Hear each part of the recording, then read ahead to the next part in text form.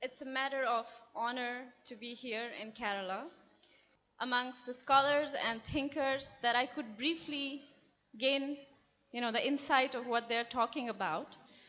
And I was hoping to catch some of this Malayalam, but I could only pick up some Sanskrit words. But it gives me real pleasure to be here.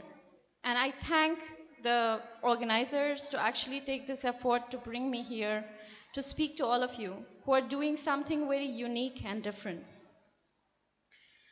The only commonality probably I see between you and me right now is this monolithic question of Muslim women, the supposed cultural iconism of our lives, of which Muslim women are not even allowed to articulate their presence in terms that are feasible for their political existence.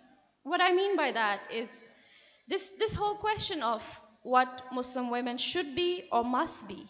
It is historical, of course, but it's also pitted between two different worlds.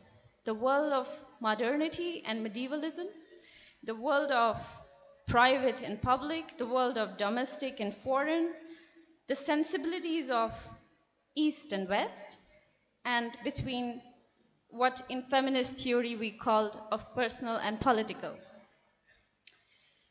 It's a question which creates divisions in the families. It creates divisions and breakups in our romantic relationships. And it also creates wars between countries. And it also creates occupations of weaker nations by another stronger nations. And it might be quite interesting to say this question of Muslim women alone is responsible for most of the heated politics of our world today.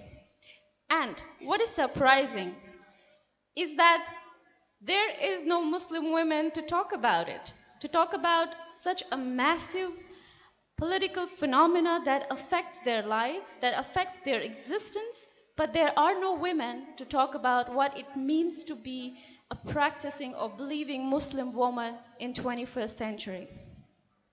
I'm not only focusing on the aspects of Muslim life in India, but it's a kind of a global phenomena that I seem to, talk about.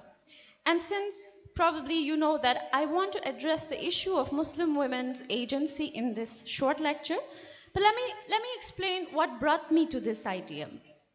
The first point is, when I look at the theory, the Western theory, let me just call it Western theory because of the fact that it is already doing something very political. It is talking about a set of people who these thinkers of early modernity have come in contact with, but they don't quite understand their lives.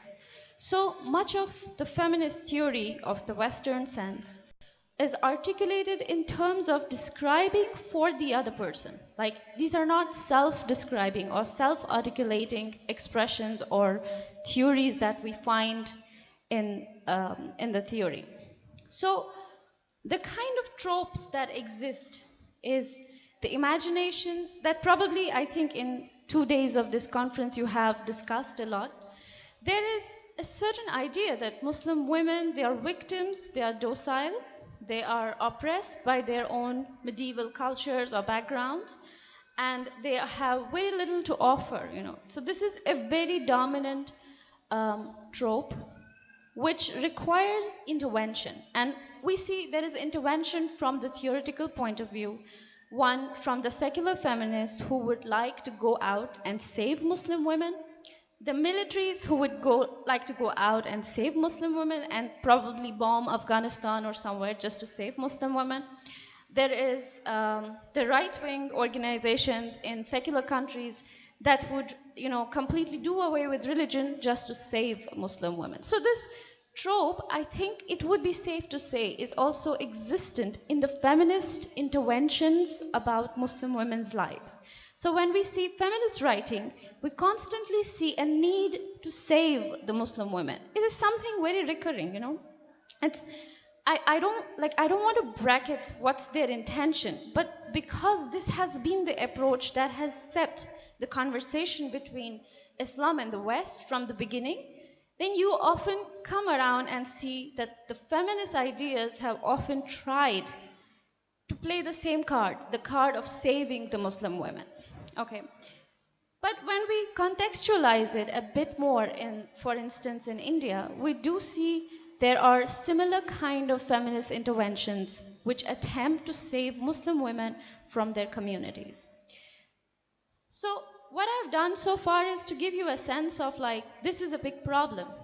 How is it possible that so many Muslims are not aware that there is a constant bracketing and silencing and completely ignoring or exclusion of Muslim women in this way? What we see on the other hand is Islamic revivalism. I mean, what we see is this blanket statement to counter this colonial modernity and say, no, Islam gives women all rights. We don't need your colonial modernity. You know, you can keep it to yourself. We don't want our wives and daughters and sisters to be feminists. We have everything. They have all the rights. When I was studying much more about this question of agency, I realized that this was not really answering any questions. This was not really solving the problems of Muslim women to just say we have all the laws and rights in Quran or in Sunnah or everything. Because the problem is not what we have or didn't have in the past or would have in the future. The problem is that our political existence does not guarantee any of those rights are fulfilled. You know, so we exist as Muslim women without any knowledge, without any understanding. This is one point. And the other point is, even when we gain the knowledge of laws or try to empower women or ourselves about Islam and what our rights are, there is a huge problem of control. Like, how can I understand what it means in my personal life? I have no agency there, right? So I have to agree there is a blanket set of rules that applies to my life without much agency to articulate how it would translate into my personal life. So it brings us to a bigger problem that not only is the Western theory, is the Western media theoretically trying to make this agency of Muslim women kind of disappear, but also the Islamic revivalism with the way it attempts to speak for Muslim women, with the way it attempts to represent Muslim women, it tries to do exactly the same what the colonial modernists have done, which is save the Muslim women, you know. So now the Islamist men probably are saving Muslim women from the assault of right-wing politicians of any other religion. But this is not going to actually solve the problem, right?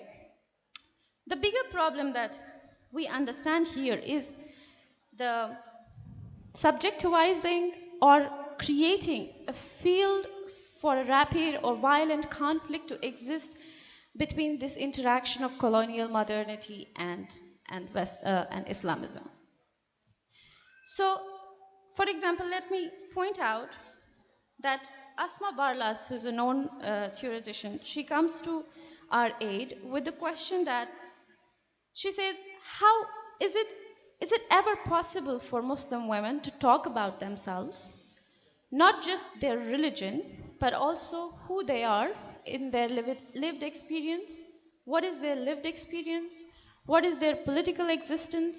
How do they understand the culture, the society, the modernity that surrounds them?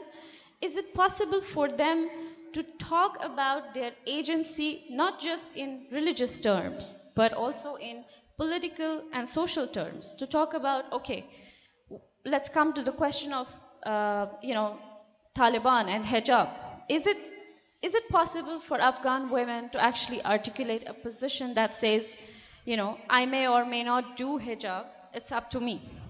It can't be forced, right? So there are several issues that kind of get muddled into this big picture of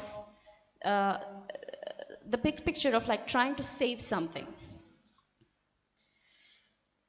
So let's begin with, let's kind of still think about these questions. Can really Muslim women represent themselves? Can they talk for themselves? Is it okay for them to be who they are, and in exactly those terms explain their complex existence, which is not defined in the secular terminology or the Western feminist terminology, and also not in a completely Islamist way of thinking? Is it possible for women to talk about their lives and existence in terminologies which are complex? Because for me, this is where the actual agency of women exists, right? That would be something that I would consider you to think about as an agency of Muslim women.